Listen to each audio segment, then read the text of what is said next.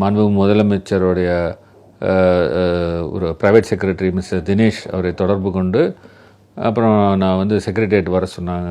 அப்போ வந்து சட்டசபை நடந்து கொண்டிருந்தது. ஹானரபிள் சீஃப் மினிஸ்டரும் அதை சட்டசபையில் அனௌன்ஸ் பண்ணி மகிழ்ச்சியோடு அவங்க வரும்பொழுது அப்போ சந்தித்தேன். தலைவர் என்னை வின்சன் என்று கலைஞர் சரியாக தான் உன்னை சொல்லியிருக்கிறான்னு சொல்லி ரொம்ப அணைச்சி எனக்கு சால்வையை போர்த்தி ஸ்வீட்லாம் கொடுத்தாங்க. அது மறக்க முடியாத ஒரு வாழ்நாளிலே மறக்க முடியாத ஒரு விஷயம். முதலில் தலைவர் கலைஞர் அவர்களுக்கு மெரினாவில் இடம் கிடைத்த போது அந்த துக்கத்திலும் அவர் ஒரு மகிழ்ச்சியை நான் பார்த்தேன் தலைவர் தளபதியுடைய கண்களில்.